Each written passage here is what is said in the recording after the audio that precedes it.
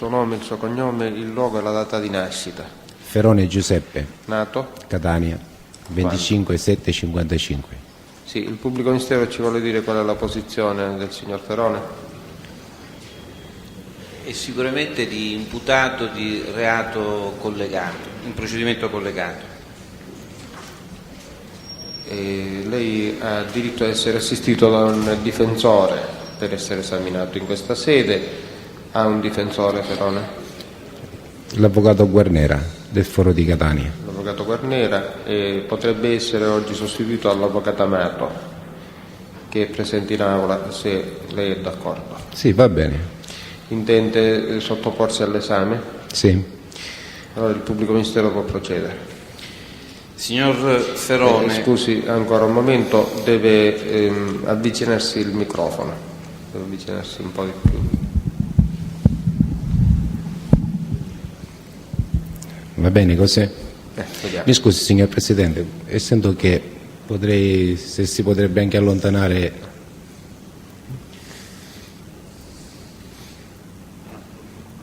Prego, proceda. Il pubblico ministero può procedere. sì.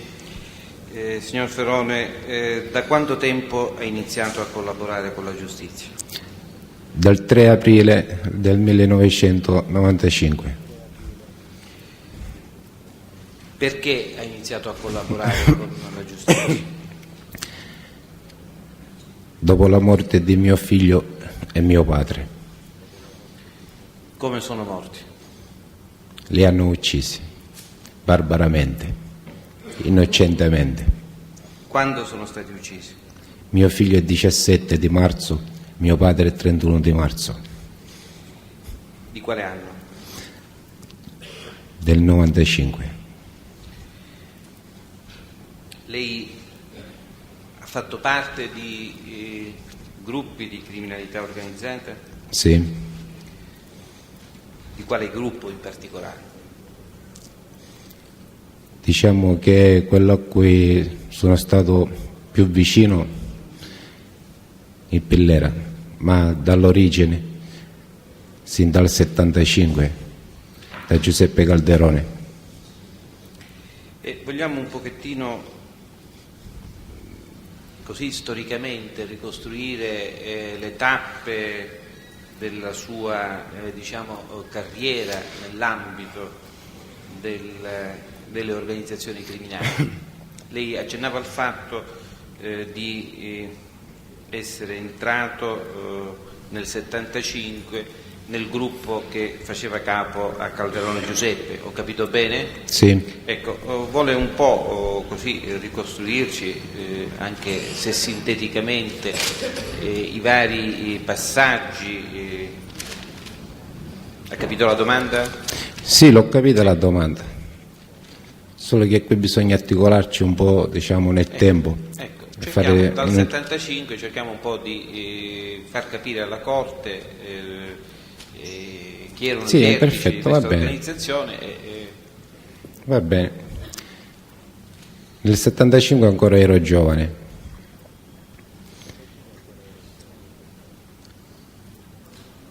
Diciamo, mi dedicavo solo a qualche rapina, qualcosa del genere, niente di più. Con dei ragazzi miei coetanei del mio quartiere, Quale quartiere? Piazza Bovio. Nel frattempo, in quel periodo, si incomincia a instaurare a Catania una Francia di Cosa Nostra capeggiata da Giuseppe Calderone, di cui facevano parte Santa Paola, i Ferlito, i Ferrera, intesi Cavadruzzo.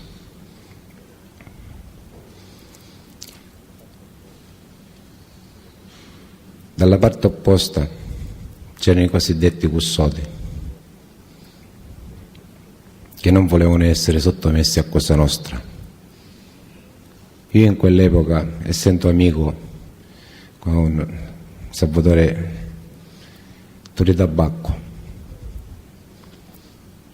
diciamo che ero più vicino nell'area del Calderone.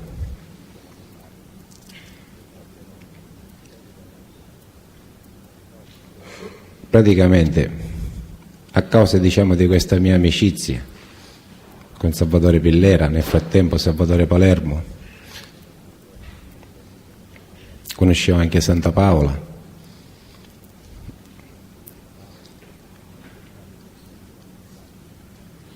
Hanno tentato i custodi di ammazzarmi in più di un'occasione, fino al punto di prendere io la decisione di avvicinarmi, diciamo, con il Calderone, attraverso Salvatore Palermo, Salvatore Pillera, Salvatore Lanzafame, Affio Ferlito, eccetera, Santa Paola. Diciamo che più o meno da quel periodo in poi facevo parte, ma più che parte ero avvicinato a queste persone, ero simpatizzante.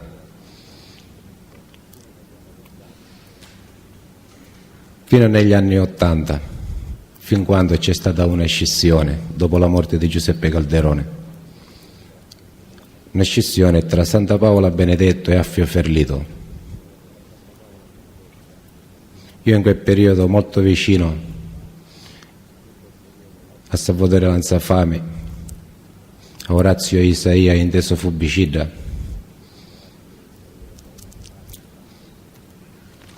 abbiamo optato per Affio Ferlito, fin quando poi sbocciò in una guerra tra i cosiddetti Ferlito-Santa Paola nell'81.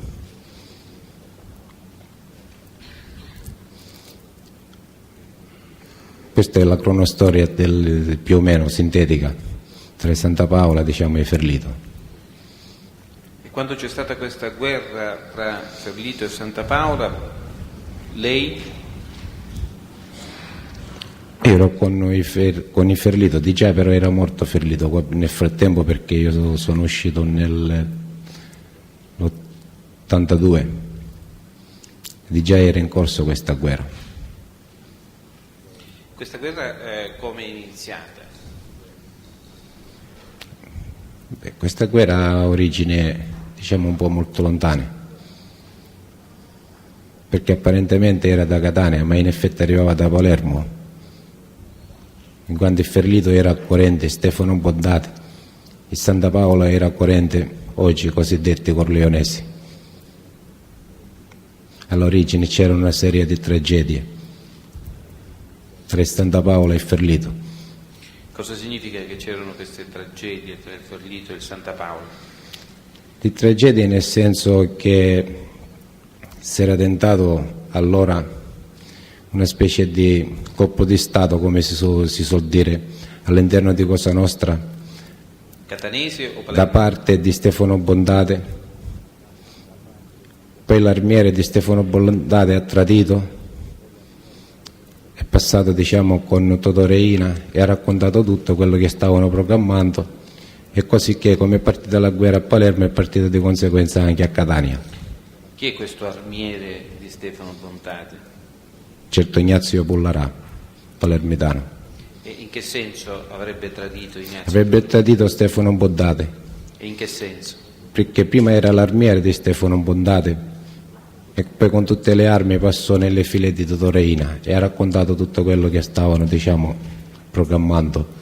E cosa stavano Bondate insieme ad Affio Ferlito ed altri. Cosa stavano programmando? Volevano ammazzare Totò Reina, perché dicevano che era molto violento e che dava molto fastidio, che stava un po' disturbando, e più o meno tutte queste, diciamo, situazioni, che poi siano vero o meno. Ecco, le armi di Stefano Bondate detenute dal Pullarà come erano giunte a Palermo?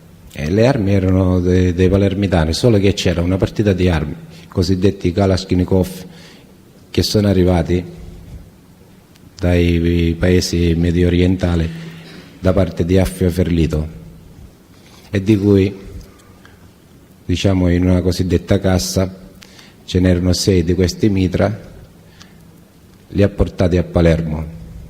Chi li ha portati? Marino Matteo, Affio Ferlito e un altro ragazzo che è morto, ora non mi ricordo con questo momento il nome, comunque Marino Matteo è vivo o è già? no, è anche lui deceduto, tutti e tre deceduti sono ad ogni modo. Sì. Avevano portato queste armi a Palermo? Sì, però le hanno portate una sola cassa di questi Kalashnikov e di cui le aveva prese in consegna questo Pullarà, che a sua volta poi quando ha tradito si è portato anche queste armi. Ecco, queste indicazioni che lei ha fornito oggi alla Corte come sono in suo possesso? Io ero parte integrante di questa situazione, fra cui Marino Matteo era come se fossi io. Non ci sono andato io perché c'è andato lui, ma ne ero pienamente a conoscenza. Ecco, lei ha detto che c'era un collegamento tra le vicende di Palermo e le vicende di Catania, e in particolare a Catania cosa succedeva? Di riflesso a queste situazioni che si vennero a creare a Palermo è normale che si è trasportata a Catania questa situazione, in quanto che il contrapposizione a Corleonesi su Catania era rimasto Salvatore Pillera. Come? Contrapposizione ai Corleonesi di Palermo, essendo che i palermitani avevano dato l'incarico a Santa Paola di fare la guerra a questi rimasti della corrente di Stefano Bondate, allora è nata la guerra anche su Catania, è stata fronteggiata a quel punto, essendo che già Affio Ferlito era stato ucciso da Salvatore Pillera. Come? Lei ricorda quando fu ucciso Ferlito, più o meno?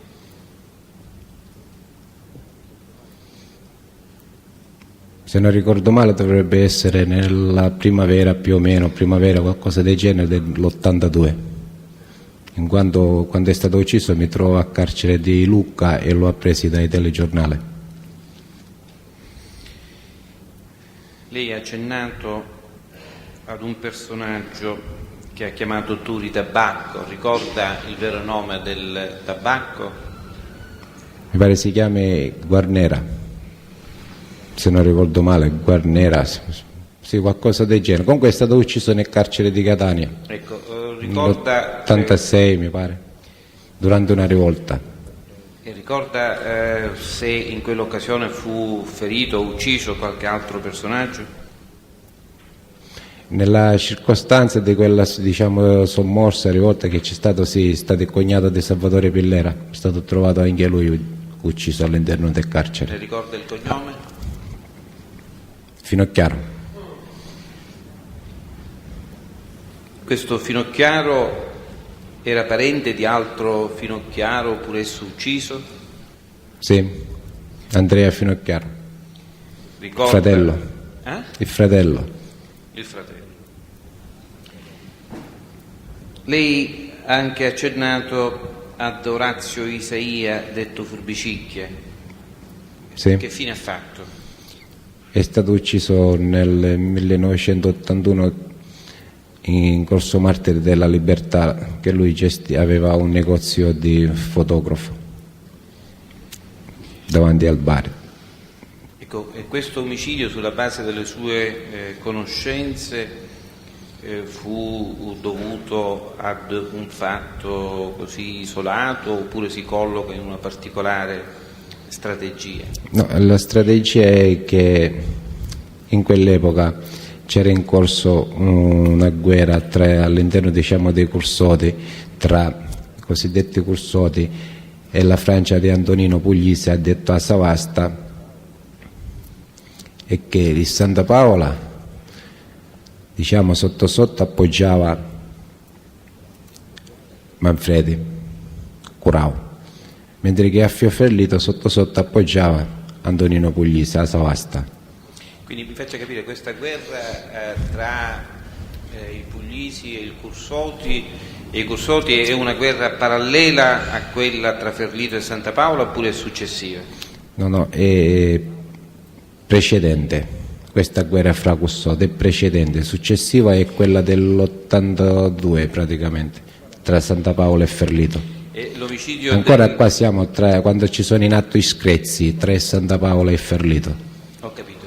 E più o meno ricorda l'epoca di questo omicidio? Se lo ricorda, se non... No, lo ricordo in quanto io ero stato arrestato da alcuni giorni Lei quando è stato ed ero ancora isolato quando ho saputo questa notizia che è stato arrestato. Io sono stato arrestato, era aprile dell'81. Lei è stato arrestato per che cosa? Per una rapina a Lucca, però ero stato arrestato a Catania. Era stato arrestato a Catania per una rapina fatta precedentemente a Lucca. Sì, Era stato arrestato nell'aprile dell'81. sì. E quando Di lei... cui mi trovavo isolato al carcere di Catania a Piazza Lanza. E quando ho saputo che durante questo mio periodo di isolamento di alcuni giorni ho saputo che avevano ucciso Orazio. E quindi Orazio Isaia a quale Sì. gruppo apparteneva?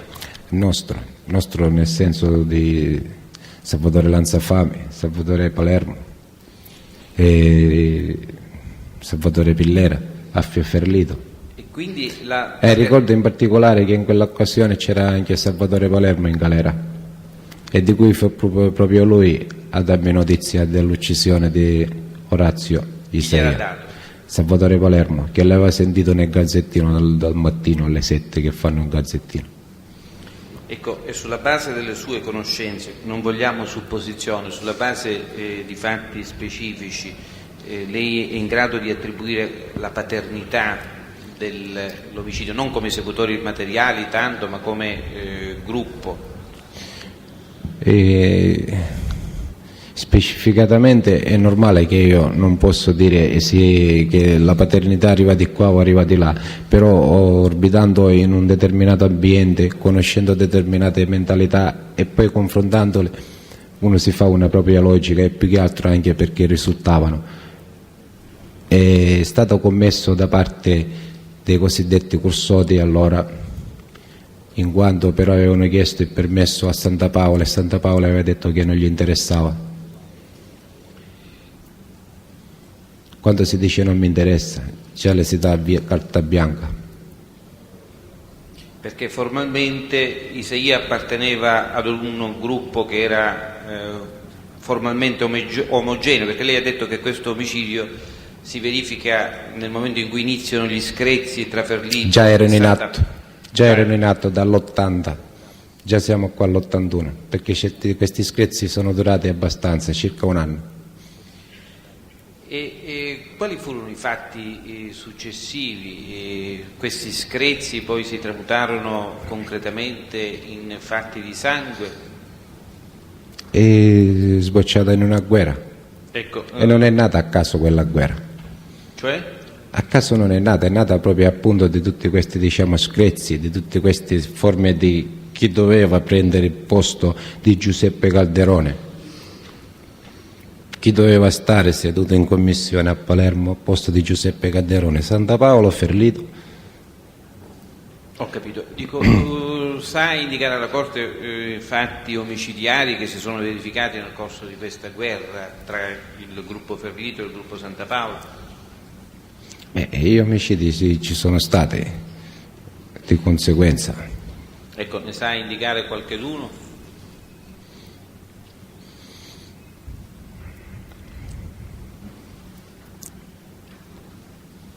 Lei ha parlato poc'anzi di Turi Palermo e lo ha indicato come persona Sì, a lei sì. particolarmente vicino.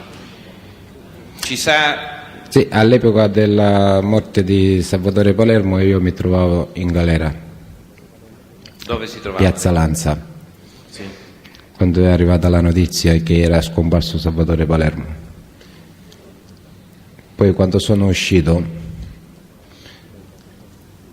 sono andato alla Villa Bunker, dove venne poi successivamente arrestato Salvatore Pillera, c'era Vinciguerra, dove venne arrestato Vinciguerra, scusi, Sì. dove venne arrestato Vinciguerra. Salvatore Pillera è riuscito a scappare in quell'occasione. Ricorda chi furono gli altri? No, e nella circostanza si parlava proprio della scomparsa di Salvatore Palermo e Lampadina. Ricorda il vero nome di Lampadina?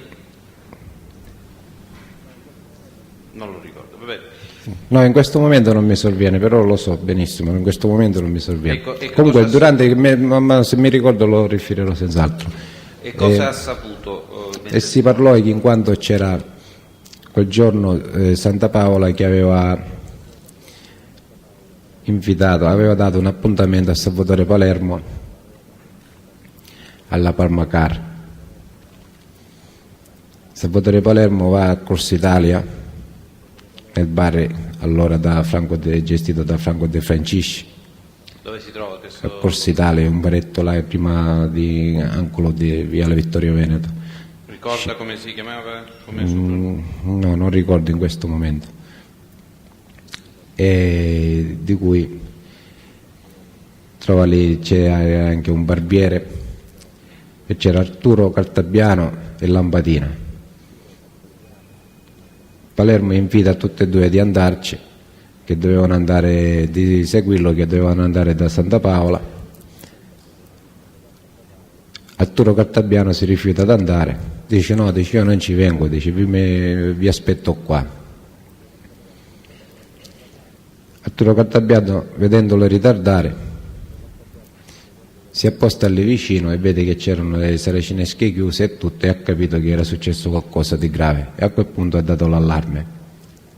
Cioè Arturo Caltabiano era nella Villa Bunker, e di cui quando si parlò di questa cosa, questi sono diciamo i fatti di mia conoscenza, il perché io sono a conoscenza di questi fatti. Sì, lei ricorda chi furono le persone arrestate all'interno della Villa Bunker? Sì. Come furono arrestate e perché furono arrestate? Beh, perché furono arrestate non lo so, so come furono arrestate. Sì. Che c'era Salvatore Gritti che stava per uscire e c'era la polizia nascosta dietro il cancello e sono entrati dietro a Salvatore Gritti naturalmente, tutti quanti, e hanno diciamo fatto i cosiddetti blitz, un blitz, e li hanno soppresi a tutti quanti. Ed è rimasto ferito nella circostanza Michele Vinciguerra. Sai il soprannome del Vinciguerra? Cicaledda. Sì. Michele Vinciguerra, Salvatore Gritti, i Cavallaro, padre Cavallaro, e figlio, il nome? e Cavallaro Rosario e Cavallaro Sebastiano, Aveva un soprannome, Sebastiano? un fratello, Sì. Poi? e Arturo Caltabiano l'ho detto, e Gaetano Lautani, Arturo, Gaetano, i fratelli Michele e Francesco Viola, Sai il soprannome? detto Bear White, detto Bear White. Cioè, Furono di cui- arrestati per qualche reato?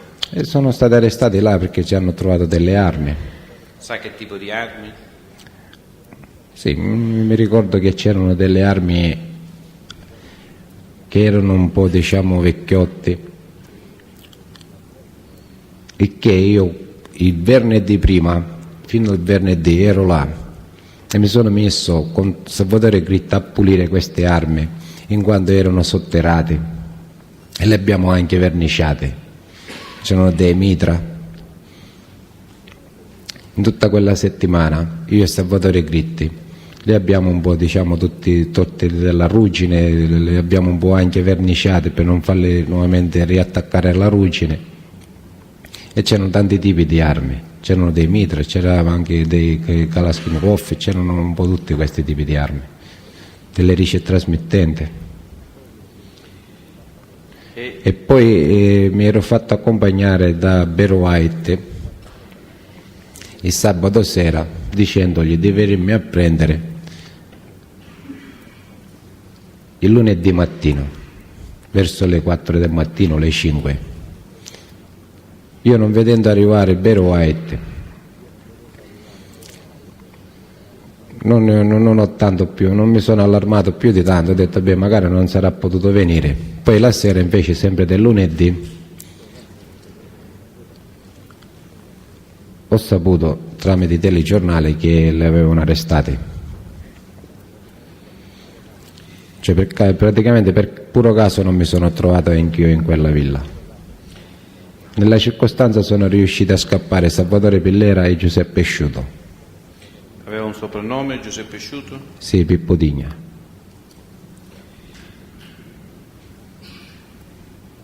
Vi furono delle reazioni al duplice omicidio di Melo Lampadina e di Salvatore Palermo?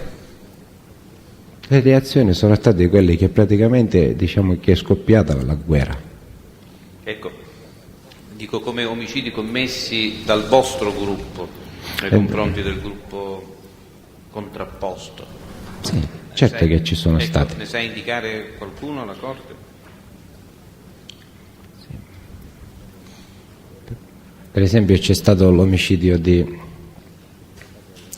Rosario De Maria da Citrezza, che era uno che era diciamo con noi in quell'epoca. C'è stato l'omicidio di Franco. Questo era con noi, nel nostro gruppo diciamo, Pillera. Quindi, sì, è stato nel un gruppo omicidio, Pillera.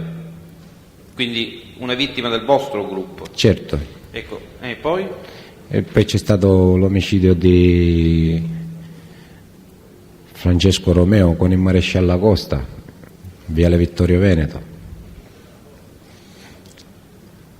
C'è stata la strage di Via dell'Iris.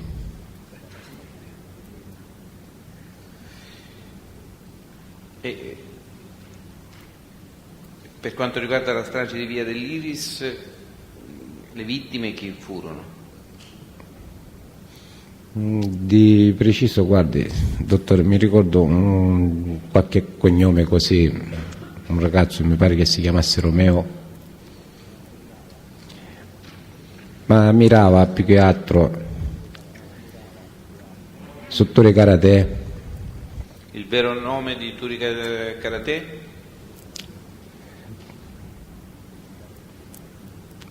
Facci ricordare perché era anche detenuto come a Enna, Turi Karate, nell'86. Vabbè, se non lo ricorda. Sì, eravamo insieme, c'era anche Salvatore Tucci nell'86, nel carcere di Enna. E cioè in quel periodo? Non in quel periodo, sì. Non ho capito il riferimento. No, il riferimento ad un eventuale riscontro. Un eventuale riscontro che anche se non ricordo in questo momento il cognome, questo qua era. Cioè, ma era detenuto con lei? Sì, eravamo detenuti nello stesso carcere, a Enna.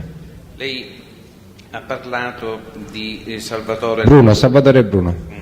Perfetto, Salvatore Bruno. Lei ha parlato di Salvatore Lanzafame. Sì. Nel corso delle sue precedenti dichiarazioni, lo ha dichiarato poco fa. Sì, inteso Faffagnera. Ecco, che fine ha fatto? È morto. Come è morto? Successivamente a un attentato che ha fatto lui a Benedetto Santa Paola. Cioè? Dopo la morte di Orazio Isaia, appena uscito Salvatore Lanzafame, venuto a conoscenza che Benedetto Santa Paola aveva dato il cosiddetto ok a Corrado Manfredi per l'omicidio di Orazio Isaia, e fra tutti nel frattempo, ritornando un po' al discorso di Palermo, ricongiungersi al discorso di Palermo, si è deciso di passare a questa azione. Hanno fatto questa azione nei confronti di Benedetto Santa Paola là in casa sua in via delle Olimpiadi, e di cui è rimasto ferito Pappalardo Salvatore Donocchio. Chi? Se non ricordo male, Pappalardo Salvatore, natale di Raimondo in questa circostanza, e accidentalmente è rimasto ferito anche Salvatore Lanzafame ed è stato trasportato all'ospedale di Reggio Calabria, e di cui poi è morto per una, si disse allora, per una decongestione. E lei queste indicazioni su questo episodio di Viale delle Olimpiadi, queste indicazioni lei come ne è venuto a conoscenza? Erano fatte a noi notissime, in quanto noi eravamo parte integrante del gruppo anche se io non ho partecipato, però li ho saputi, li sapevamo un po' tutti.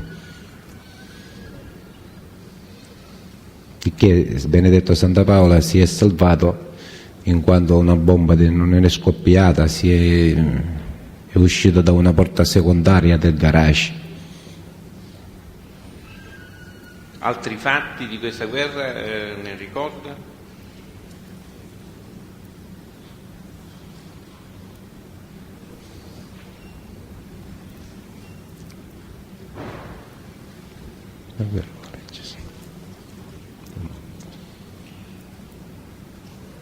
Lei ha accennato ai rapporti tra Santa Paola e Manfredi, Sì. Corrado Manfredi.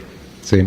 Ecco, vogliamo un po' scendere sul particolare, perché secondo quello che lei ha detto il Santa Paola era vicino al Manfredi? No, Santa Paola non è che fosse vicino, ci interessava in un certo qual modo a qualcuno averli amici, avendoli amici aveva il controllo. Naturalmente doveva in un certo qual modo dare simpatia, dimostrare fiducia. Allora nella fattispecie era il turno di Corrado Manfredi, e allora quando il Manfredi gli ha chiesto se gli interessava di Orazio Isaia, gli ha detto di no. A quel punto Manfredi capisce che c'è carta bianca e può fare quello che vuole. E il Manfredi poi che fine ha fatto? È stato ucciso Dove? a Milano. Ecco, ritornando a questa guerra, come si è conclusa questa guerra tra Ferlito e Santa Paola? Quando si è conclusa? Si è conclusa, diciamo, apparentemente nell'82. Perché dice apparentemente? Perché sono come dei pacchi mafiosi, no pace. E cioè? Lo dimostrano tutti questi morti ogni anno. Se ci sarebbe pace non ci sarebbero morti. Quindi non ho capito, si fa una pace però sotto sotto... Alla prima occasione non si perde tempo. Ecco, e come sono andati i fatti diciamo di criminalità organizzata dopo questa pace tra il gruppo Ferlito e il gruppo Pillera? Cioè voglio dire, quali furono nel corso degli anni le guerre successive, se ce ne sono state, guerre effettive voglio dire, tra i gruppi della criminalità organizzata catanese? Dunque, per quanto riguarda Santa Paola, dopo quella guerra ha sempre evitato le guerre frontali, ha aspettato sempre che ci fossero altri gruppi per inserirsi in mezzo, così che cadere sempre con i piedi a terra. Che significa?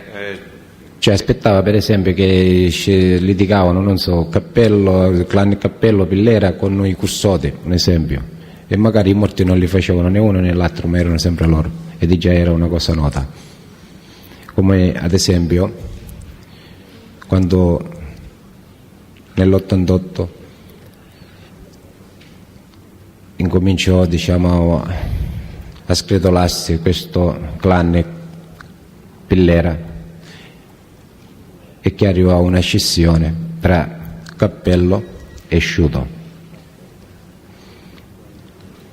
Quando iniziarono i primi screzi, quando iniziarono i primi, diciamo, disapprovi uno con l'altro, un giorno,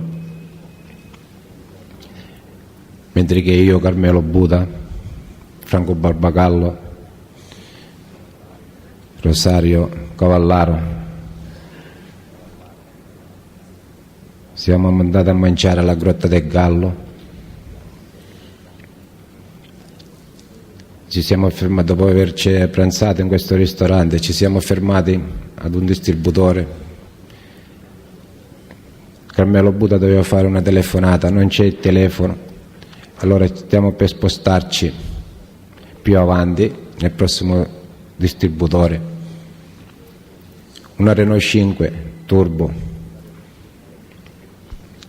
si ferma e scende uno con una pistola e incomincia a sparare in direzione di Carmelo Buda e viene ucciso Carmelo Buda.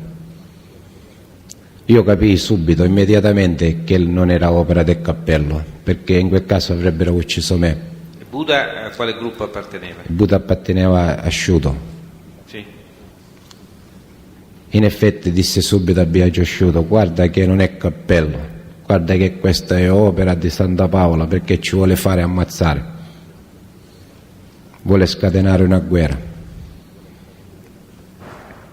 Sciuto mi dice: lasciamo stare, Claudio Di Mauro lasciamo stare, il Di Mauro lasciamo stare. A quel punto io mi sono defilato, ho detto: se lo dicono loro, che sono i più indiretti parenti, perché lo devo dire io? Lei invece ha avuto conoscenze, ha acquisito notizie precise su questo omicidio? No, non ho acquisito, però è chiaro e evidente che se era opera del cappello, come si è voluto dire allora, avrebbero ucciso me, no Carmelo Buda, perché il timore per cappello ero io, no Carmelo Buda. Invece Carmelo Buda era timore per qualche altro gruppo? Faceva più presa, perché era di famiglia di Sciuto. Difficilmente si sarebbe, diciamo, in un certo qual modo sistemata la cosa. Se avrebbero ucciso me, si sapeva, l'avrebbero sistemato. Invece con Buda, essendo di famiglia, avrebbe scatenato di sicuro la guerra, come così in effetti è stato. E che Laudane si è stabilito di tenere questa cosa stretta. Faccia capire. Cioè questa nostra, diciamo, linea che sapevamo e che non si trattava di cappello, di tenerla stretta, di non farla sapere in giro. Ecco, Perché? Prima di andare avanti, Sì. lei stava accennando a questi screzi tra il gruppo Pillera e il gruppo Sciuto. Sì. Ora sta parlando dei Laudani come persone vicine a voi. Sarebbe bene, prima di andare avanti, di chiarire rispetto a questi screzi tra il gruppo Pillera, Cappello e il gruppo Sciuto, gli altri gruppi criminali che posizione occupassero. Ha capito la domanda? Sì, l'ho capito. Per sì. quanto riguarda, diciamo, noi Sciuto, Sì. praticamente siamo in Sciuto in generale. Sì. E Claudio Di Mauro Ha un soprannome come Claudio Puntina Sì. e i Laudani Quindi Laudani, Sciuto e Puntina. e Puntina, sì. Dall'altra parte? Dall'altra parte era Cappello, Pillera, Piacenti, Sceus e Paci, con tutti, diciamo, i relativi Il gruppo componenti. della Savasta? E Pugli Santonino era con noi a Savasta, Era. anche, sì, faceva Quindi- parte del nostro gruppo, sì. Quindi ritorniamo al punto dell'omicidio Buda e alle riflessioni che facevano i Laudani. Mi sembra. L'ho interrotta lei? No. Ecco, sì, dico, lei stava dicendo che i Laudani vi dissero di tenere stretta questa cosa. Sì, facciamo finta di non averla capita, teniamola così. Non appena nel frattempo si incominciano a profilare dei problemi all'interno del gruppo Del gruppo? di Santa Paola, tra Santa Paola e Cavadruzzo, Giuseppe Ferrara. Che periodo siamo? Se non ricordo male dovrebbe essere attorno all'89, qualcosa del genere. Ecco, allora? Di cui c'è stato un attentato a Giuseppe Ferrara dentro l'ospedale, e che si disse che Giuseppe Ferrara aveva preso soldi di calabresi, di droga, cose, loro non dovevano corrispondere e hanno reagito, diciamo così.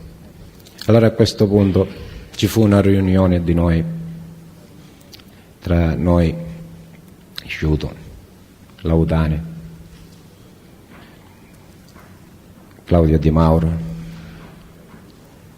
e allora dice: è venuto il momento di Parli più ritornare, forte, parli più è venuto il momento di ritornare in favore di Carmelo Buda. Questo chi lo disse? Claudio Di Mauro. Sì. A quel punto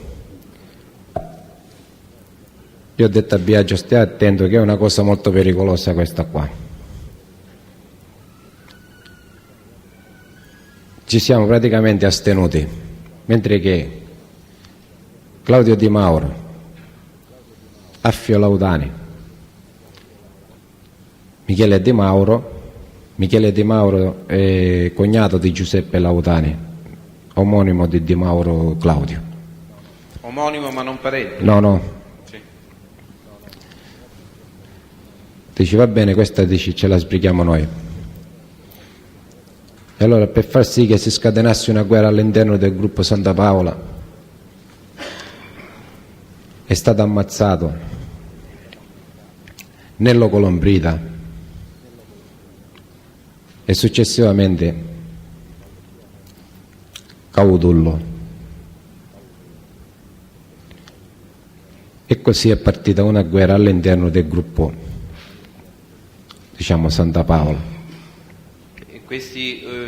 Le notizie su questi 2 omicidi lei da chi le ha presi? No, se ne parlò in quella circostanza a casa di Claudio Di Mauro, di cui con il Biagio Asciuto ci siamo astenuti appunto perché sapevamo della grave pericolosità che si trattava, perché quelli erano nuclei familiari e se si sarebbero toccati le famiglie era una cosa molto antipatica, mentre che i Laudani dice ma no, meglio, dici, così che dici facciamo rompere, dici, queste squadre, così che hanno magari loro di bisogno di chiedere aiuto a noi. In effetti c'è stata la corsa sia di Giuseppe Cavarduzzo che chiedeva aiuto a Gaetano Laudani e sia anche dei Santa Paola di riflesso Aldo Ercolano e Carletto Campanella che chiedevano aiuto a chi?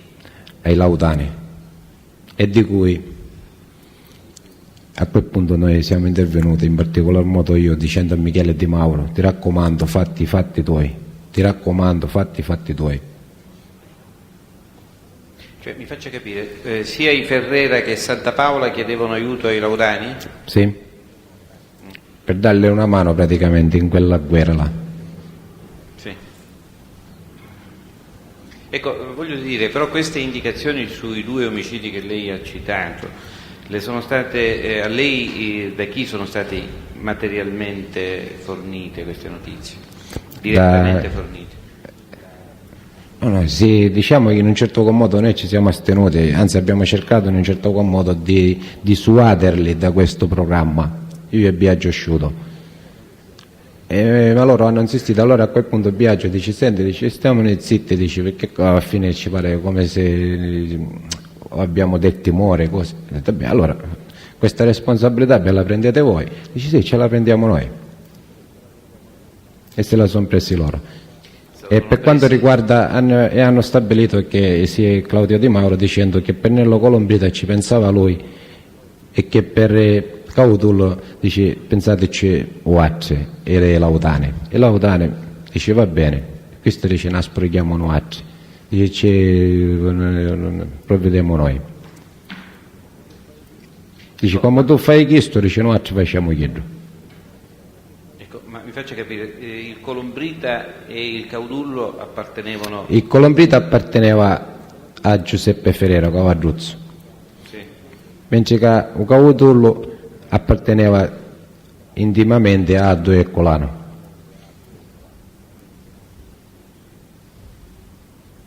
E quindi, dico, queste indicazioni lei le ha avute prima della commissione di questi fatti? Sì, di sì, sangue? prima, no, stiamo parlando prima che succedessero. E dopo che sono successi ha avuto commenti su questi fatti di sangue oppure... No, quindi semplicemente qualche cosa con Claudio Di Mauro così, ma approssimativo, niente di più. Quindi le indicazioni lei le ha avute prima della commissione di questi fatti? Ero presente quando è stato stabilito.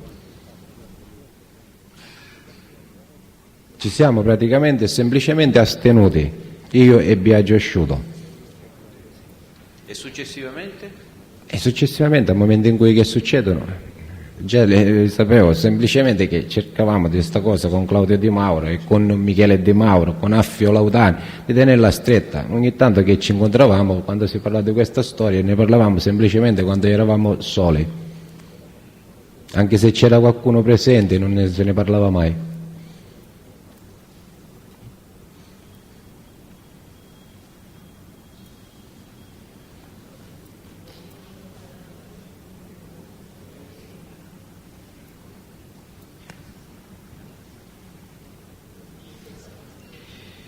Ecco, successivamente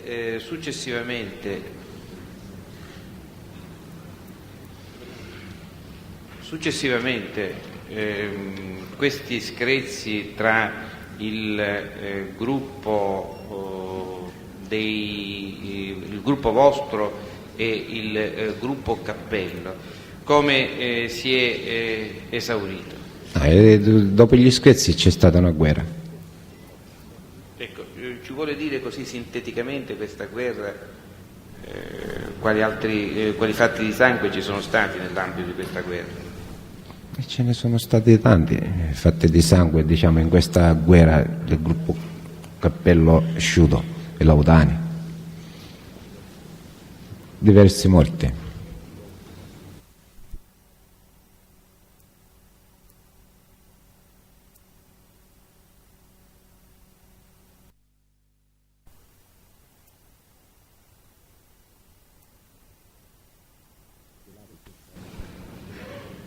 In Ampilati circa così approssimativo una trentina.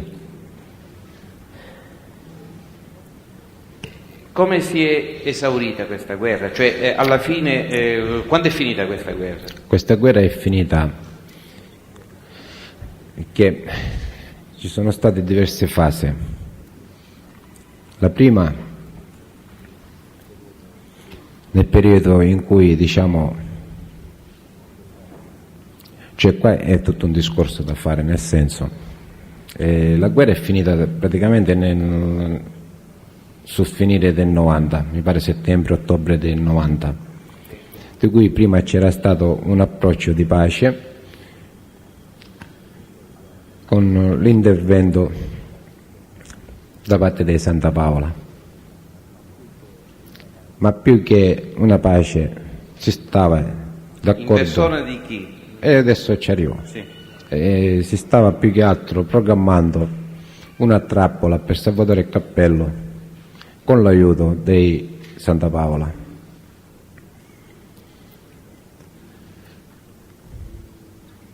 Il vecchio Lautani, Sebastiano Lautani, non era del tutto d'accordo, il che si parlava di togliere a Cappello e di unificare queste forze cittadine, diciamo più che altro di Catania, e creare, diciamo, una volta per tutti una forma di commissione, eccetera.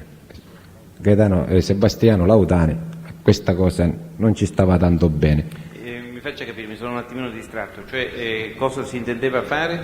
Dunque, si è praticamente sviluppato un progetto a casa di Claudio Di Mauro, insieme ad Aldo Ercolano, insieme a Carletto Campanella, Marcello D'Agata, Nicola Maugeri, di creare una specie di trappola per Cappello con l'intervento Toma Passotto, Giuseppe Pulvirente, fare una specie di pace, in quanto all'epoca Nino Pace... Epoca in che anno siamo? 90, più o meno, inizi sì. 90. All'epoca allora? Nino Pace aveva un bel feeling con Piero Puglisi, genero di Giuseppe Pulvirente. Allora, di riflesso a questo feeling, essendo che Nino Pace era il braccio destro di Salvatore Cappello, se si riusciva a convincere Giuseppe Pulvirente, un Passotto, a fare da intermediario per questa pace, in quanto Nino Pace aveva fiducia nei Mappassoti, non ce l'aveva nei Santa Paola, ma ce l'aveva nei Mappassoti, per cui si stava giocando tutto su questo punto, su questa fiducia. Se Mappassota avrebbe accettato di fare da intermediario, se avesse accettato, sì, in quell'occasione si sarebbe ammazzato Salvatore Cappello, Salvatore Nino Pace, tutti coloro, diciamo, che venivano tutti d'accordo noi con i Santa Paola. Però Giuseppe Pulvirente e sia anche Sebastiano Lautani, che non le stava bene che stavamo tutti quanti sotto questo ombrello un domani dei Santa Paola. Dice: io ho la mia famiglia e io non sottosto a loro. Questo lo diceva chi? Sebastiano Lautani, Sì. fino a ieri naturalmente. Ora Allora, spiega che significa. sì, poi certo, Sì. a scanso dei equivoci l'ho detto fino a ieri. Sì. Allora, Giuseppe Pulvirente fa sapere con Aldo Eccolano e Carletto Campanella, vengono un po' rammaricati in quell'occasione, appunto perché c'è stato il rifiuto di Giuseppe Pulvirente, dicendo che lui si sarebbe prodigato per la pace, ma per una pace vera, in quanto lui una vita di onorata personalità non se la sarebbe giocata in un inganno del genere. Io ho guardato Aldo Eccolano a casa di Claudio Di Mauro, ti ho detto: è un uomo stupendo, è giusto, è un uomo saggio. Lui mi ha guardato e mi ha detto: si riesce a essere anche filosofo? No, ho detto: è vero, è così, per cui non la prendere tanto male, ma è così.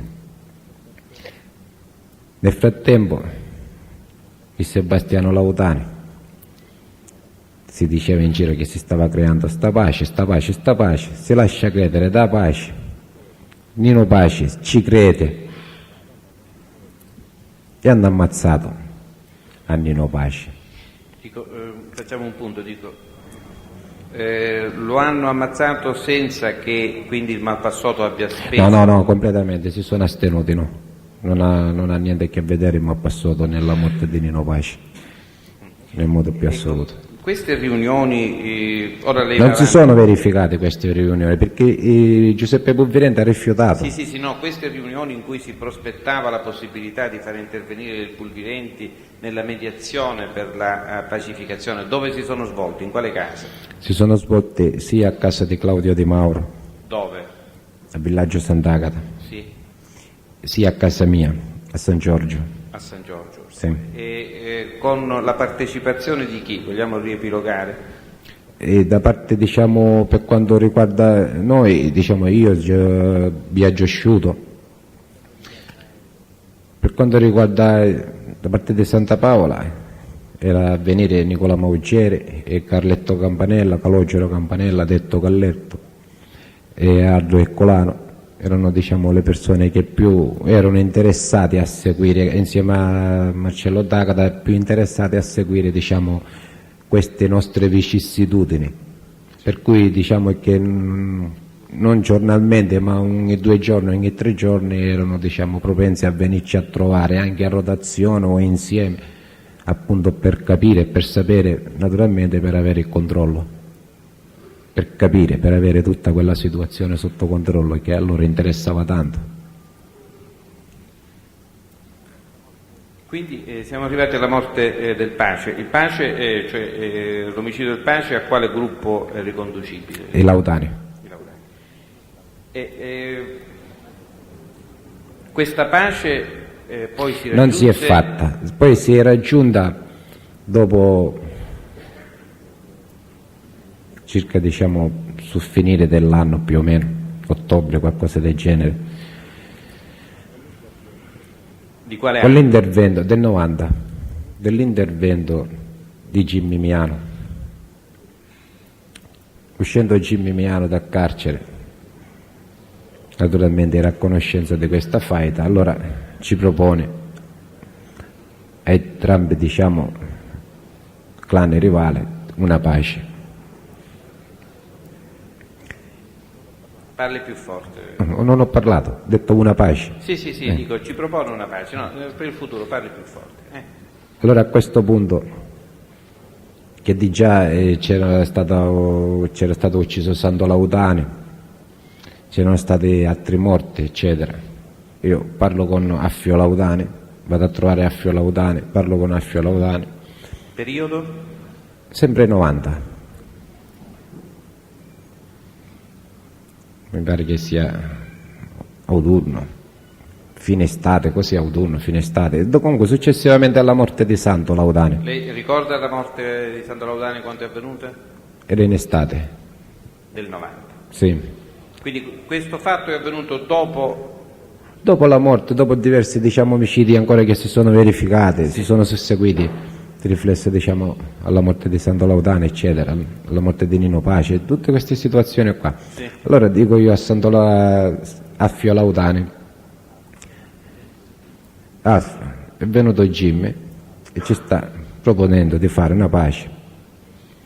E a Fio Laudane mi dice: Pippo, dobbiamo fare la pace. Nel frattempo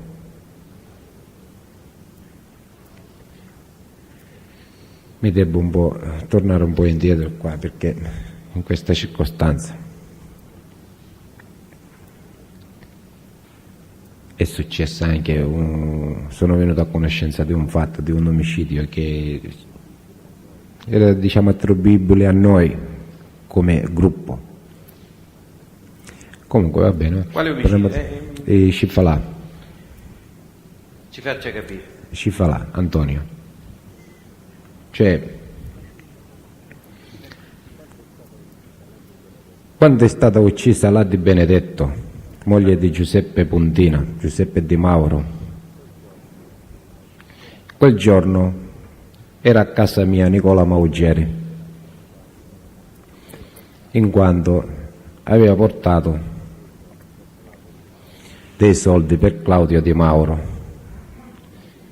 soldi 6 milioni e mezzo, dovuti ad una società che aveva precedentemente Claudio Di Mauro, una società di vigili notte, qualcosa del genere, di metronotte in pratica. Ma ce l'avevano assieme il Maugeri e il... No, era persona del clan del Mappassotto, il figlio, il padre gestiva questa società di metronotte ed era in società con Claudio Di Mauro. E, essendo che si sono divisi questa società praticamente, allora il 50%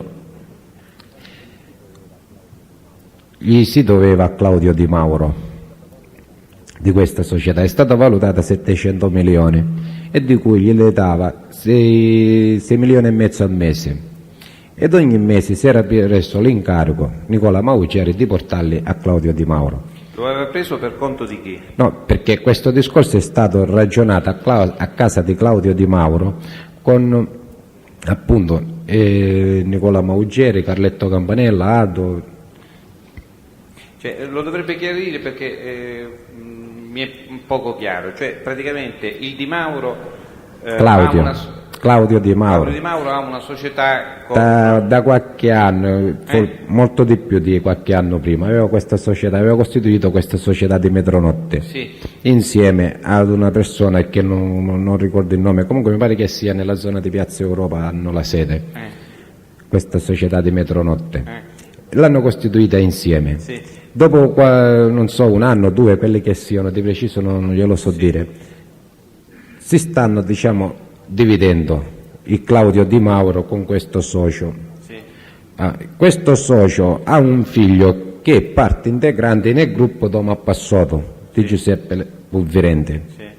Allora a questo punto il Claudio Di Mauro, essendo a conoscenza di questa situazione, lo fa presente a Aldo Eccolano, a Nicola Maugeri, a Carletto, che voleva lui ragionare questa cosa con questo signore suo socio, o se la addebitava lui o se la addebitava quell'altro. Allora poi questa cosa l'hanno sistemata e che se l'è praticamente addossata tutta quel signore là, e se ne è uscito Claudio Di Mauro. Hanno partorito la cifra di 700 milioni, hanno valutato la ditta, Ho capito. con tutti gli annessi e connessi praticamente. Allora la metà era 350 milioni che questo signore doveva rendere a Claudio Di Mauro, e si sono accordati che glieli ritornava 6 milioni e mezzo al mese. Ho capito. Il giorno, questa è la cronostoria di questa ditta. Poi Claudio Di Mauro è stato portato a soggiorno obbligato lì a Roma, eccetera. Allora fin quando lui era qui a Catania, Nicola Maugeri, che si era preso l'impegno che tutti i mesi glieli portava lui, Sì. questi 6 milioni e mezzo a Claudio Di Mauro, ce li portava a Claudio Di Mauro a casa sua al villaggio Sant'Agata. Sì. Quando poi Claudio Di Mauro è stato trasferito a soggiorno a Roma, Sì. nella circostanza il Nicola Maugeri me li portava a me, Sì. questi soldi. E lei li dava al Di Mauro? Sì, poi io li facevo avere a Di Mauro. Sì. Un giorno nel portarmi questi soldi, Sì. io avevo una radiolina ricetrasmittente sintonizzata sulle frequenze della polizia.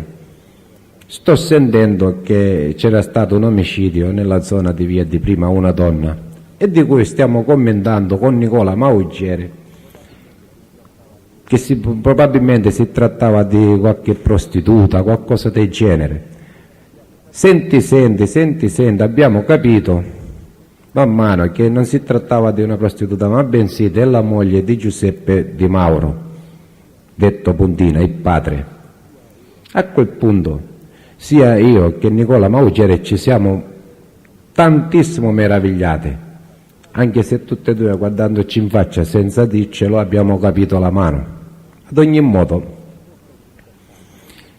in questa circostanza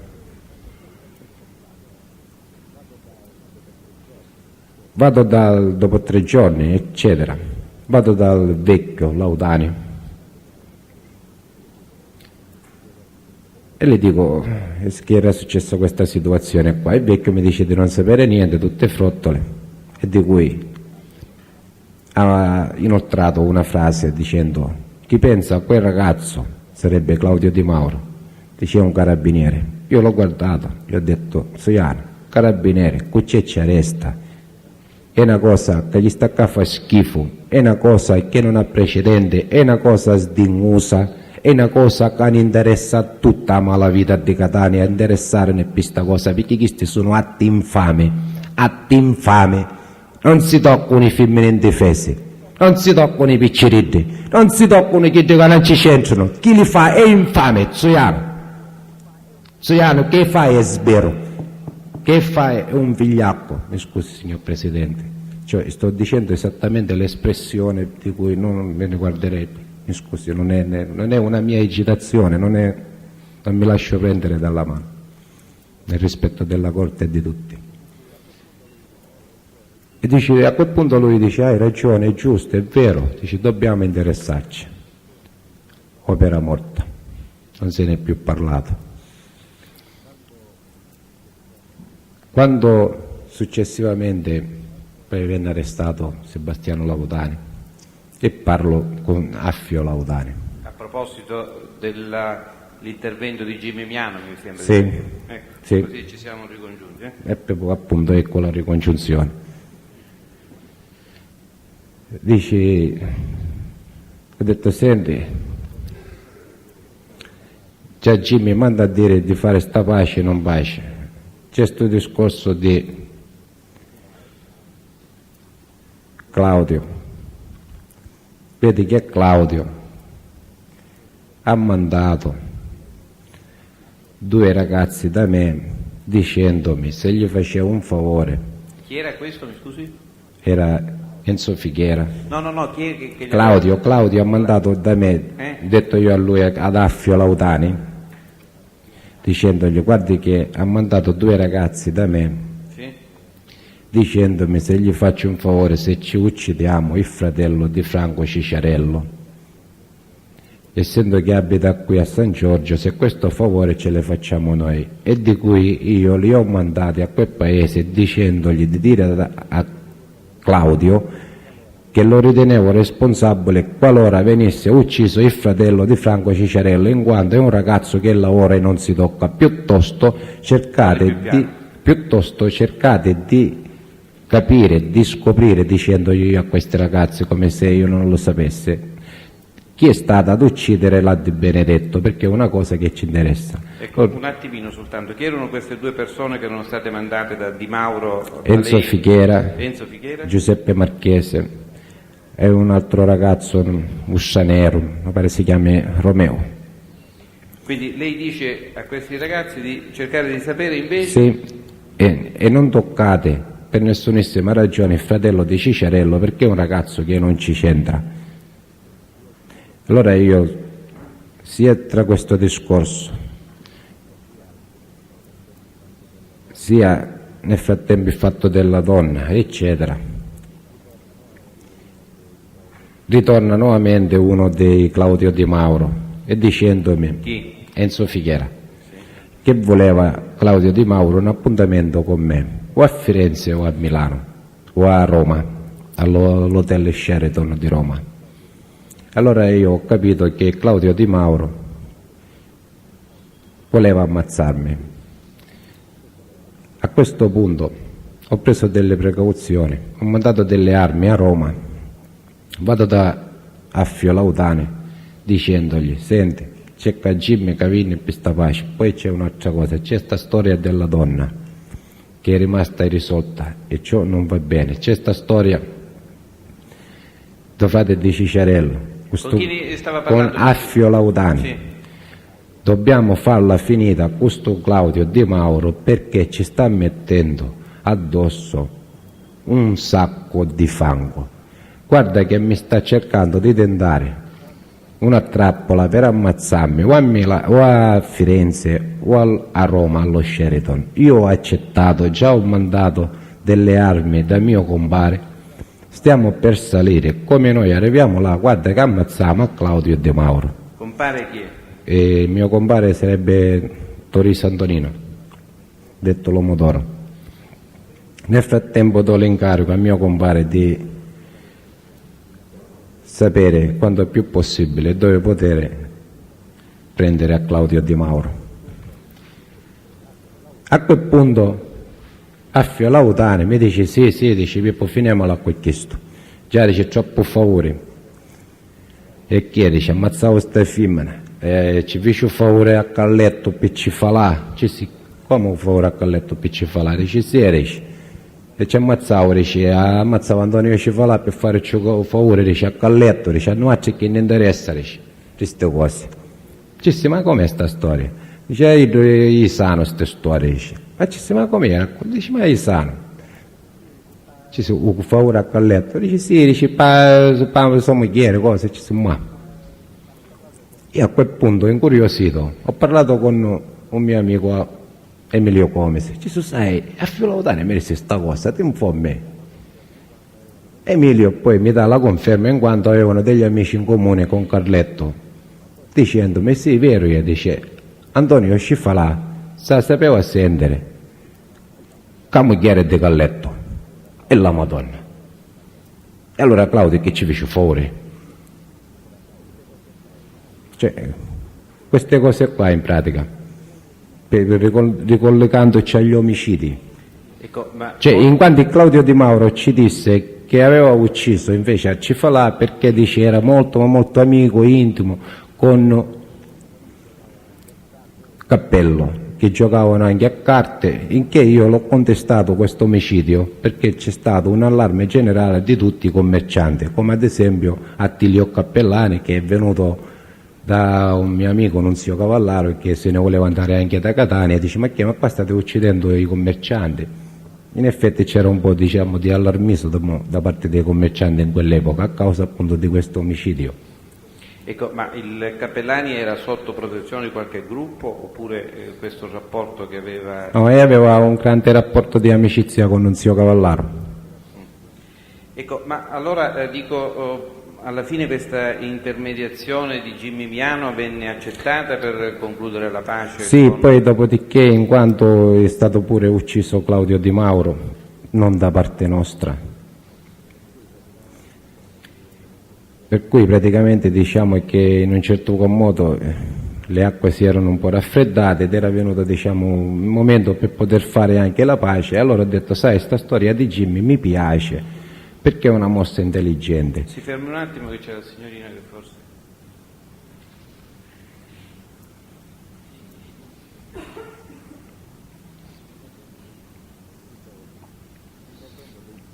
Dicevo, l'intervento dei Jimmy, mi piace, è una mossa intelligente, però essendo che precedentemente, quando si era parlato di pace e non pace, io personalmente mi ero riservato con Aldo Ercolano che qualora si sarebbe trovata una qualsiasi forma per arrivare a questa pace, l'avrei tenuto in grande considerazione e mi sarebbe fatto piacere che sarebbe stato lui anche ad essere presente.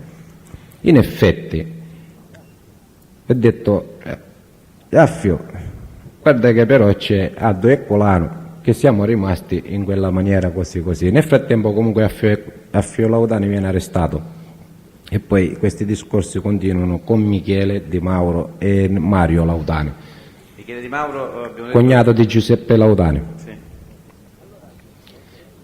E comunque... Allora a quel punto io ho rinvitato nuovamente Aldo Ercolano dicendogli: senti Aldo, guarda, si sta profilando questa situazione di Jimmy Miano, però siccome mi ero riservato con te e giustamente te lo voglio fare presente, tu che ne pensi? Dice: no Pippo, va bene per noi, anche perché Jimmy Miano, dice, in buonissimi rapporti con Merzoiano a Milano, Con? mio zio Sebastiano Ercolano a Milano. Allora ho detto: a questo punto vedi un po' di... faglielo sentire tu come lo vedi, come non lo vedi. Dopodiché Aldo Ercolano ritorna dicendo: no, sai, mio zio lo vede bene, dice, e di cui, dici, se la può sbrigare anche lui stesso, Jimmy stesso, per ammazzare Cappello. Ho detto: ma Per? ammazzare Cappello? Ma va bene. Dopodiché nel frattempo Jimmy scende ad un tratto, dove, diciamo, questi sono tutti discorsi naturalmente che vanno nel tempo, vanno in un lasso di tempo non giorni, ma anche mesi, queste, diciamo, forme di trattative, e manda Salvatore Privitera, un suo, diciamo, affiliato Jimmy, a casa mia. Come si chiamava, sa il soprannome di Salvatore Privitera? Torunnacchio. Sì. Allora mi suona il citofono e mi dice: da citofono ci via, poi ci scende che mi chiede a casa di Jimmy, che ti aspetta Jimmy, che c'era, dice, dai, ci sono da per fare la pace, ci si uscino, ma io da, c'era l'uomo d'oro, ci si va, facci tu, e Giacomo Spalletta a casa mia. Ci sono andati loro giù e le hanno detto: ci dice a Jimmy che un'ia può stare, le cose non si fanno così. Giacomo Spalletta, quale esattamente? Giacomo Spalletta è imputato con me in una precedente associazione del 91, non quello imputato per altre cause del zona Borgo. Giacomo Spalletta è imputato, diciamo, con me, con Biagio Asciuto. C'è qualche altro Spalletta? Sì, omonimo, Giacomo Spalletta, non so se siano cugini di primo, di secondo o terzo grado, comunque si chiama anche quell'altro Giacomo Spalletta, niente a che vedere. Quindi siamo arrivati che lei manda l'uomo d'oro e, sì, e Giacomo Spalletta a a questa dirle, riunione con sì, Jimmy Miano. Sì, da rimandare nuovamente indietro a Salvatore Nacchio, Torunnacchio, a Salvatore Privitera, da Jimmy Miano, per dirle che le cose non quindi lei li manda da Salvatore Privitera? Rimandiamo indietro a Salvatore Privitera, sì, nuovamente, sì, per una forma di mancanza di delicatezza. Perché Salvatore Privitera riferisca a Jimmy Miano, è così? Sì, ecco, proprio su questi termini. E che cosa dovevano riferire? Che noi su due piedi così, che il primo che arriva ci dice andiamo, dove andiamo? Non andiamo in nessun posto. Queste sono cose che si devono preparare prima, programmare prima, per cui non è che adesso perché stai venendo tu ci dici di andare là e noi veniamo, ma che stai a dire? Vedi di andartene. Ma Jimmy Miano era a Catania? Sì, sì, in quell'epoca sì. E lo riferisce. Poi io successivamente parlo con Aldo Ercolano appunto di questo trattamento poco simpatico, e di cui ho mandato anche all'uomo d'oro di Nino Torisi con Salvatore Buonanno, abitante a Roma, da Jimmy Miano a Milano, il perché aveva avuto questo comportamento. Quindi li manda direttamente a Milano? Sì, e ci vanno sia Salvatore Buonanno, cioè io ci dico a Nino Torisi: fai una cosa, vai da tuo cugino Salvatore Buonanno? Sì, Buonanno, e vai a Milano da Jimmy Miano, e digli come mai ha avuto questo comportamento poco simpatico, poco delicato nei nostri confronti, che a casa sua già c'è cappello ad Eccolano e all'ultimo momento così ci viene a chiamare a noi e dobbiamo digli perché, come mai? Vittor Risi ci va e poi ritorna. Proprio quando è ritornato quella sera ho avuto un assalto a casa mia della polizia, del commissariato di Librino, e ci hanno portato anche al commissariato al ritorno di Roma, dell'Uomo d'Oro, di Milano. Allora mi dice Nino Torrisi che Jimmy aveva adottato questo sistema perché dicevano che io ero confidente. Ha chiesto da che sono confidente? Ha detto ma questo come si è permesso? Ma non facciamo più pace, non facciamo più niente. Mi sono lasciato però un po' prendere dai nervi per poco, poi mi sono calmato, ho riflettuto e ho detto beh, per intanto facciamo sta pace, poi più avanti chi è che ha detto questa parola lo dovranno dire. Più avanti venga a sapere che io sono confidente perché dei carabinieri, perché a un capitano dei carabinieri le è stata bruciata una macchina e poi sono state messe delle bombe a Piazza Verga dei carabinieri, e questi carabinieri venivano da me perché erano convinti che le bombe li mettesse io per conto dei Lautani, in quanto questo carabiniere prima era un capitano alla caserma di Randazzo, in quelle zone là. Allora io a quel punto ho detto a Michele Di Mauro, stammo a sentire, ma questo carabiniere, sti paesani, ma che cavolo ci hanno fatto? Perché quello è convinto che le bombe li metto io per conto vostro. Dici, sai che cosa è? Dici? Il fatto è, dici, che lui... Mi scusi, con chi stava parlando? Michele Di Mauro. Sì. Dici, il fatto è, dici, che lui... Lui chi? Questo carabiniere. Sì. Era un capitano. Sì. Da quando è che è arrivato in quella caserma là, dice, sta facendo lavorare a tutti, e queste cose le fanno i stessi carabinieri. Io l'ho guardato e mi sono messo a ridere, ho detto, racconta la giusta, Pinocchio. Dice, no, ti giuro, veramente, sono i stessi carabinieri, dice, che ci hanno bruciato la macchina. Per le bombe si è messa a ridere, però per la macchina che l'hanno bruciata mi ha giurato che erano i carabinieri. Allora, un bel giorno,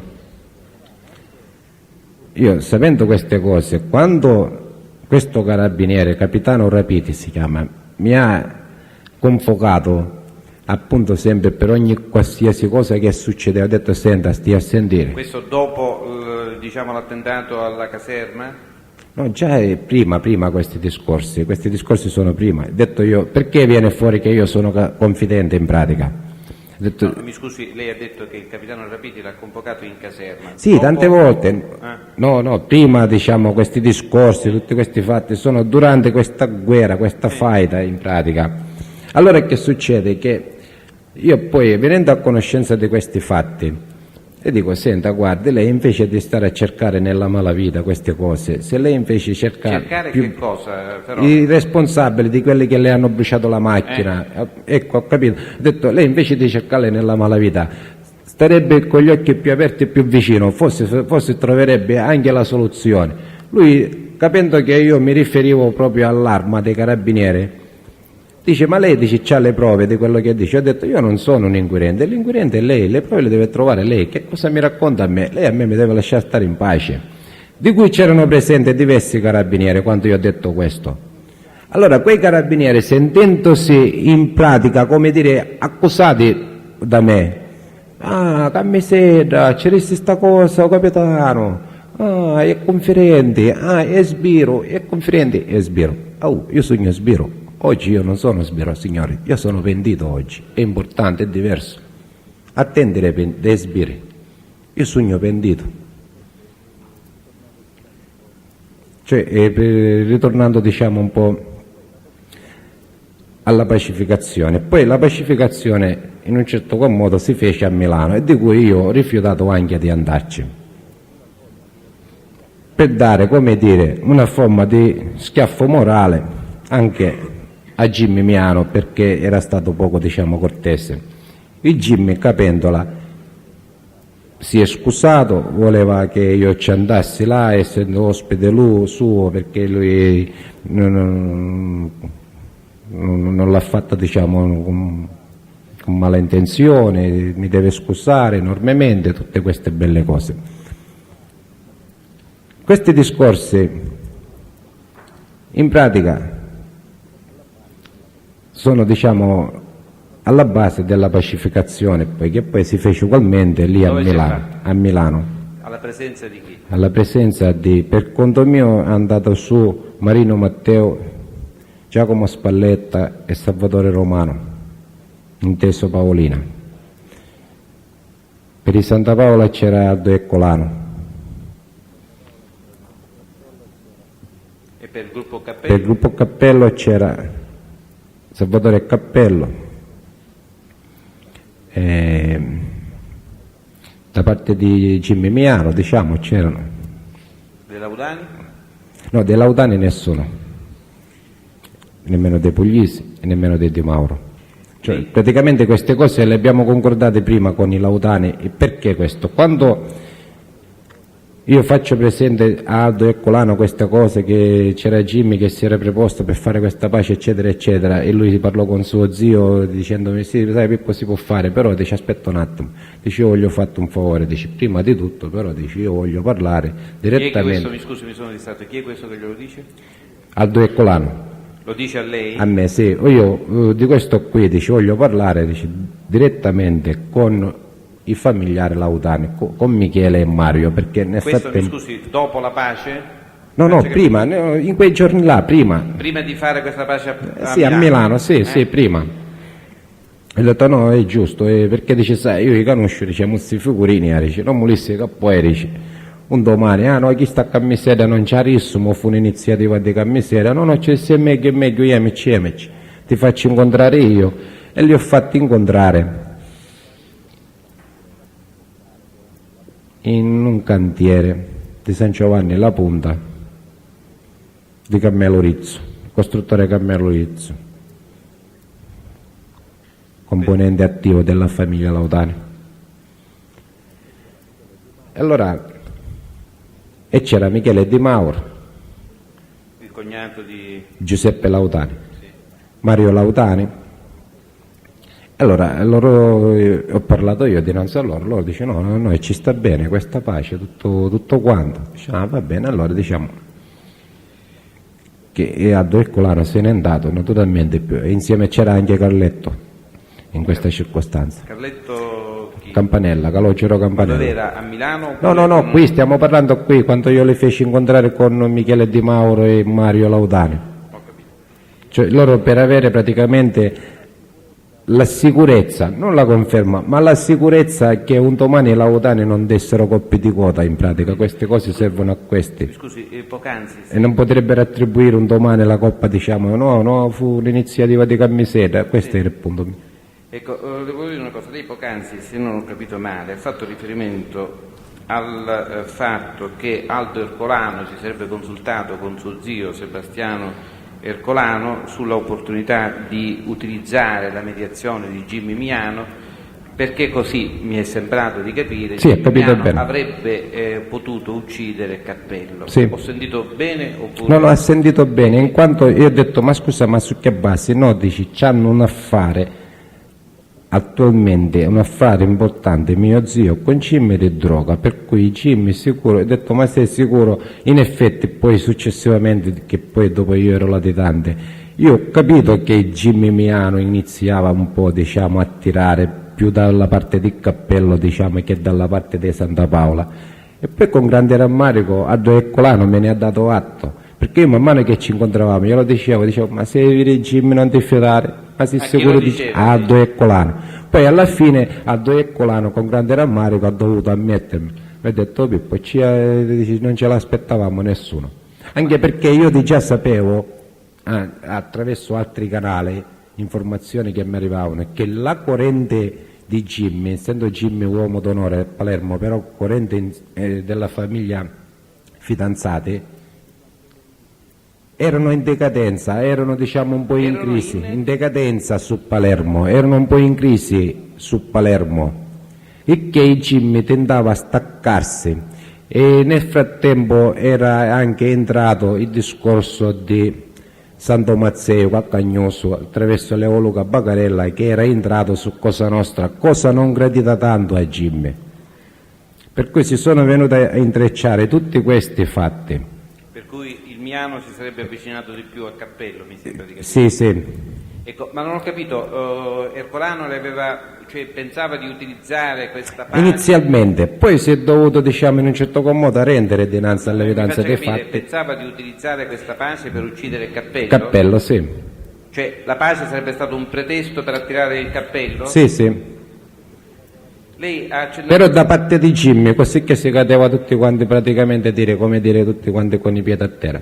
Ecco, lei ha accennato al fatto che il Miano sia stato fatto uomo d'onore a Palermo, ho capito bene? Sì, sì.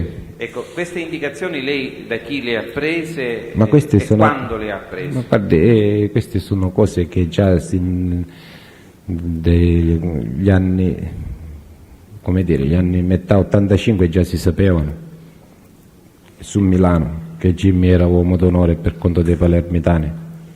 Ma lei appunto per questo c'era, diciamo, un buon rapporto iniziale tra i Santa Paola e Jimmy su Milano, su Torino. Ma lei, dico, in particolare sa indicare chi le ha riferito questa circostanza? No, in particolare no, diciamo che in un certo modo era voce generale, ma che in effetti lo era. Cioè, ma specificatamente se me l'ha detto Tizio, Caio Semproni, non saprei essere preciso. Lei ha detto anche che nel frattempo intervenne il fatto di Bagarella e di Mazzei che entrarono. Sì, e Jimmy fuoriusciva.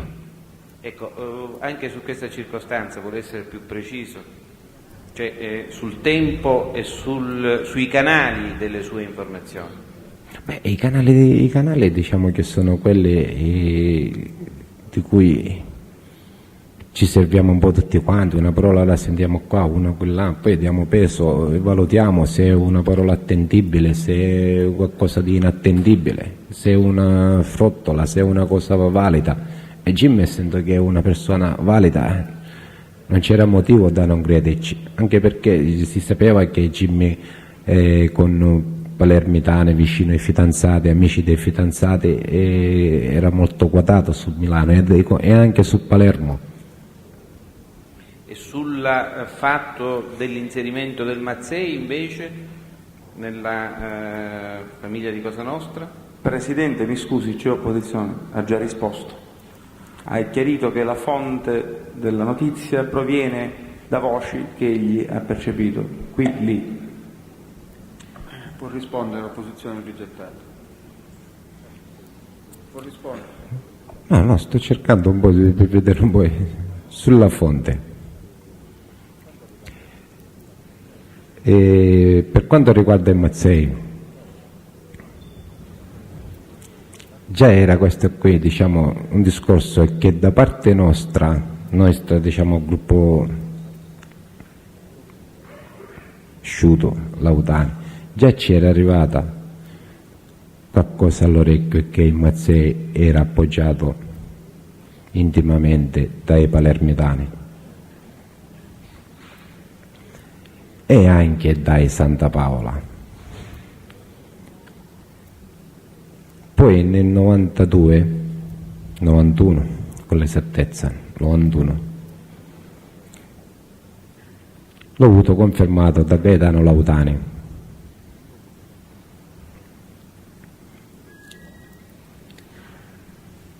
e che si era anche incontrato con Nitto Santa Paola e che dovevamo parlare di certe cose. Poi io venne arrestato. Chi? Lei? Dovevamo parlare di certe cose, poi venne arrestato e non abbiamo avuto modo di parlare di tante cose. Quindi prima dell'arresto di Gaetano Laudani? Sì, sì. Poi nel 92, nel frattempo, il Gaetano Laudani, Santa Paola, danno conforto alla guerra in corso che c'è tra Jimmy Miano e Mazzei e Cappello. Jimmy Cappello contro Mazzei. E chi danno aiuto? Chi dà aiuto? Gaetano Laudani e Santa Paola danno aiuto a Caccagnoso.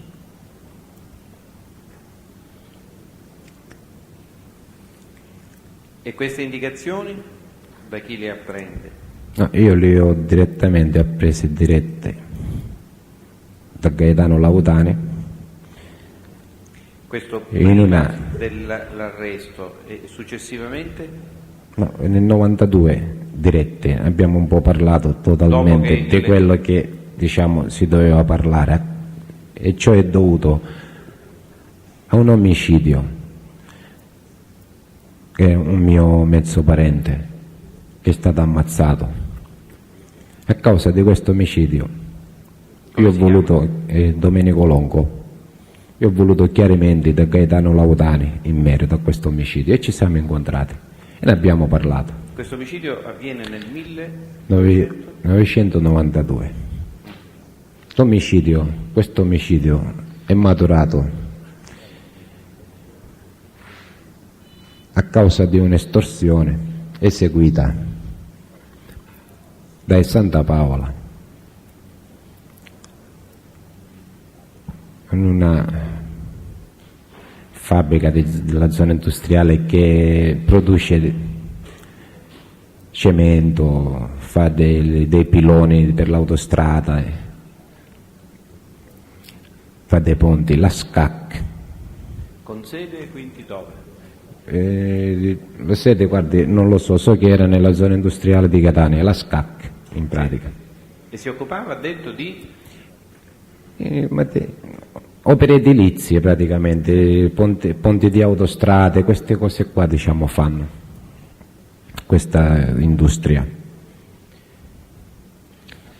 E allora ci vuole chiarire un pochettino? A eseguire queste estorsioni sono persone di Santa Paola. Allora il direttore, essendo amico di Domenico Longo, si rivolge a Domenico Longo per queste telefonate minatorie che le stanno arrivando, eccetera. Mimmo Longo si mette un po' in giro per cercare di capire chi poteva essere, perché a Catania le estorsioni non li fanno gente qualunque, ma bensì le fanno solo le cosiddette squadre. Si fa il giro di tutte le squadre e nessuno sa nulla. Va da Gaetano Laudani, le dice che non sa nulla lo stesso.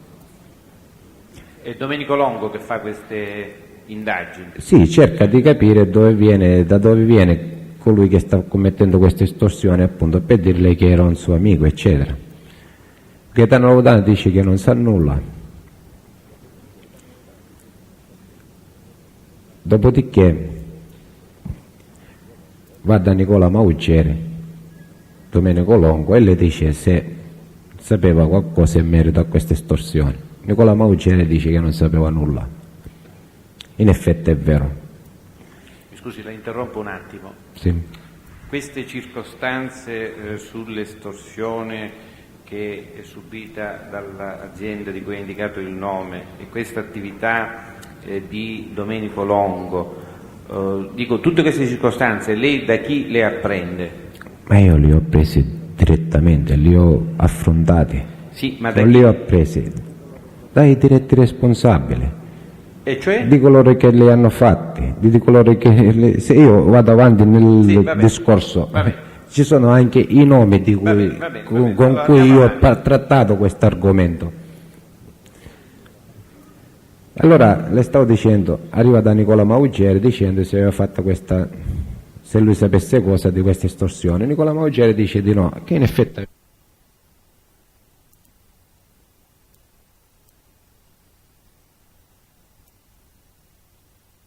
il va bene, discorso. va bene. Ci sono anche i nomi di cui, Va bene. con Allora, cui andiamo io ho avanti. trattato questo argomento.